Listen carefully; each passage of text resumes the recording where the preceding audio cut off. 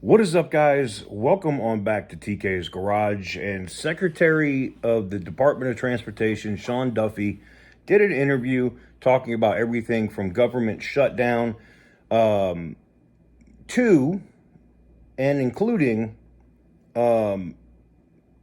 possibly prosecuting officials in California for not following the law and issuing licenses. And in those cases, those people that had those driver's licenses and CDLs that caused accidents that resulted in serious injury and death could end up facing charges. A lot of people don't know that Sean Duffy was a prosecutor.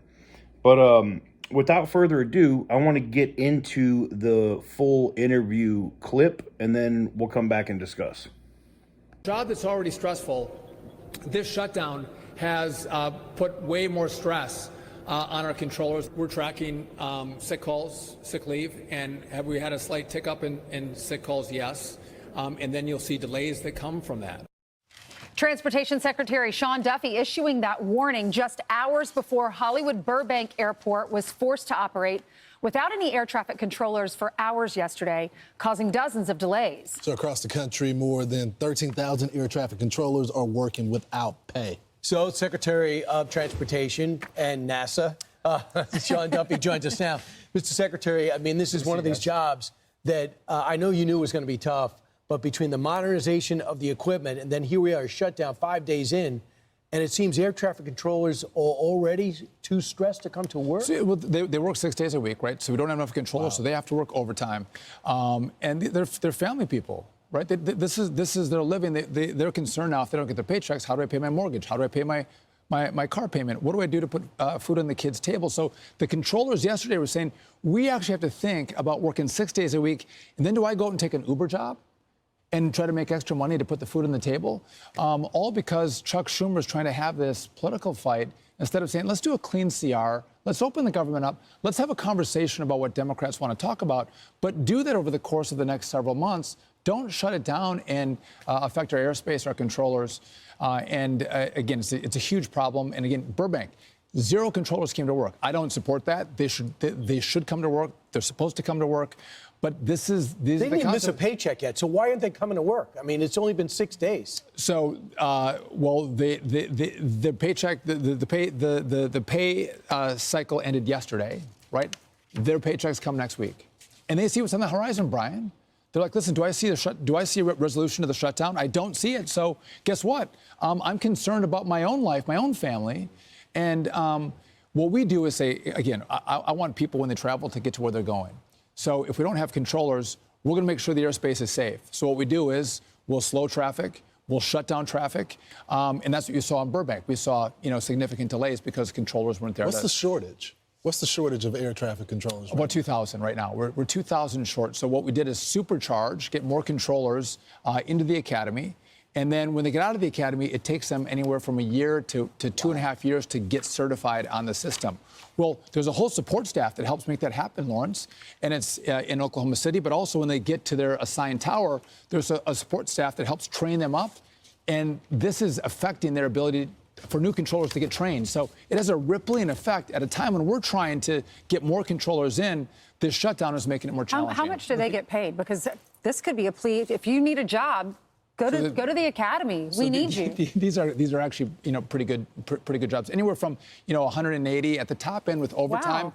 In places like New York, you're pushing $400,000 a year. Whoa. So Gavin Newsom says this to you. Thanks, Donald Trump. Burbank Airport has 0 air traffic controllers from 4:15 to 10 p.m. today because of your government shutdown. I know you guys like to spar. Do you have an answer for him? This guy's unbelievable. The bottom line is every Republican has voted to keep the government open. Actually, in the Senate, it was a bipartisan vote. It was Democrats that voted to shut down the government. And Gavin Newsom wants to blame Donald Trump, who had a clean CR. They're fighting over potential money going into Obamacare and health care subsidies that happen at the end of this year, right? The reason they're shutting it down today is because illegals aren't getting health benefits today because of what Donald Trump did in the big, beautiful bill.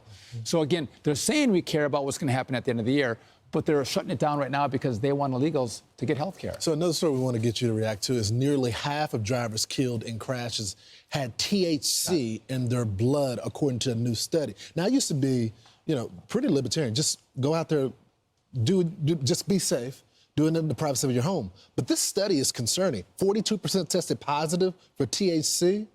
You move from libertarian to now they're more conservative. Now we appreciate that. Y'all did predict that as I grew older that I would change on this. This is a serious story. So we had a lot of conversations in America about drunk driving, right? Find a designated driver.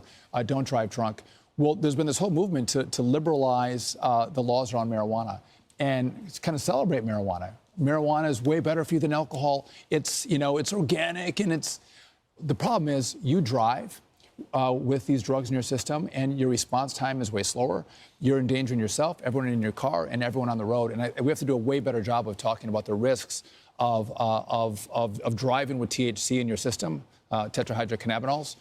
But here's the problem with alcohol. I can look at Brian, I can smell Brian if he's been drinking in the car. There's telltale signs, and then I can give him a breathalyzer. Yeah. Right.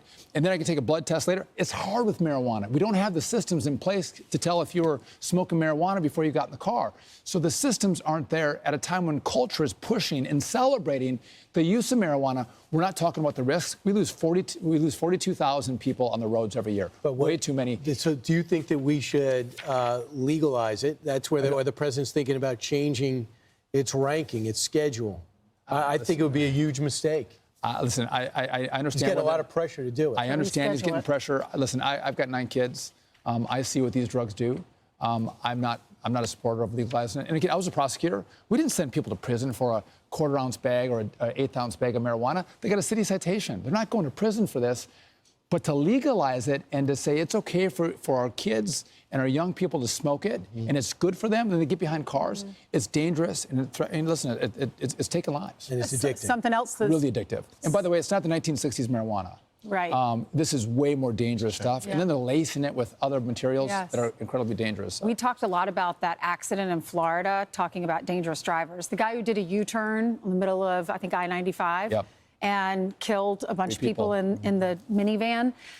Now you are working hard to make sure that illegal immigrants don't get these commercial driver's license. It was shocking. States were giving commercial driver's license to people who were not in the country legally or beyond their date of their work permit. So contrary to the law, these people were getting licenses. They're supposed to be able to speak English. A lot of these drivers can't speak English. How did they pass the test? That's the question, right? Fraud and abuse, maybe some scams going on in these states. There's no way they could pass the test. They should have never got a license. And so what we've done is basically, put our rules out to the states to say, listen, we're going to pull your money back if you don't start to follow the law. And if you don't do that, we're going to revoke your ability to actually issue commercial driver's licenses. But this is affecting American drivers. We have the Americans who have been in the trucking industry for 50 years, their family business. They can't do business anymore because you have these illegals coming in, living out of their trucks. They got teams of drivers. They're not safe. They can't speak the language. And they come in underpriced, and they undercut. Way underpriced. Yeah. And they undercut. So, by the way, these are the states that halted the CDLs for illegal immigrant drivers. You got California, Oregon, Colorado, Pennsylvania, South Dakota, Texas, Washington, Missouri. You're happy about that, So right? all of these states have taken significant action. California was the worst offender, and they're actually starting to move in the right direction. Again, I want Americans driving our trucks. So it was worse than you thought. Well, when you first started diving into this is worse than you thought. It was an epidemic. Illegals were driving trucks. And again, it's important. We saw during COVID how important our truckers are. But you can't bring in illegals and have them operate on the road. Why only 8 states? Why only 8 states? Why not South Carolina, Florida? This is the start, right? So Florida was problematic, but we're looking at all the states right now. But yeah, you get a license, Lawrence, in California. That doesn't mean you stay with your CDL in California. You can drive anywhere in the country. Sean, my dad's a truck driver.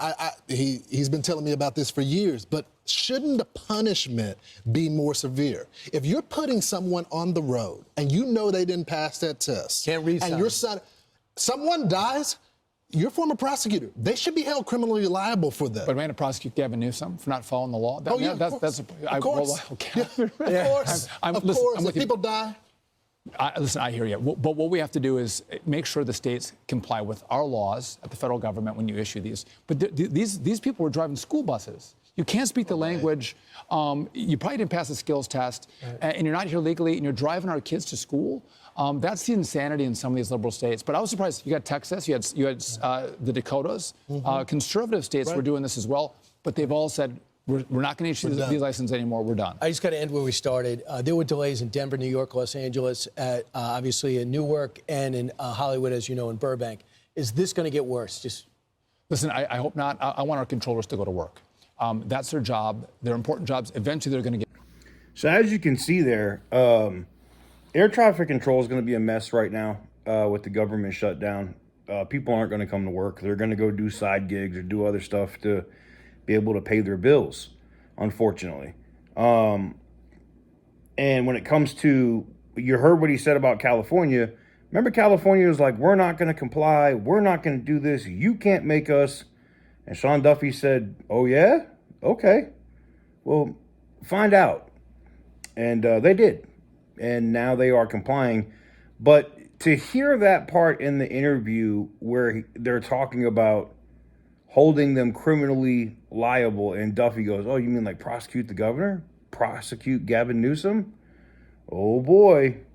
This is why I think Gavin Newsom is literally playing ball and doesn't want to have any of those issues, with Secretary Duffy, because I could see a prosecutor making a case that, the head of the DMV, even the governor, could be responsible, for their policies for issuing these CDLs that have resulted in people dying on the roads.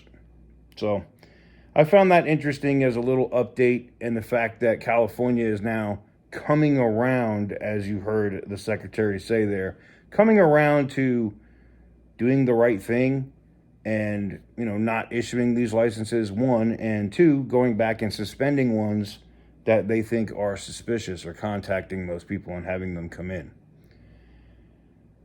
I don't know if we're going to see actual real change in California when it comes to this, but I thought this was interesting and something I should bring to you.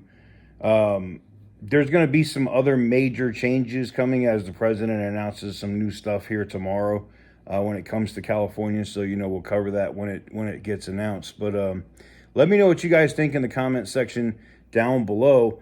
Give the video a big thumbs up if you like what I do. Hit the subscribe button if you haven't already. And as always, stay petty, my friends.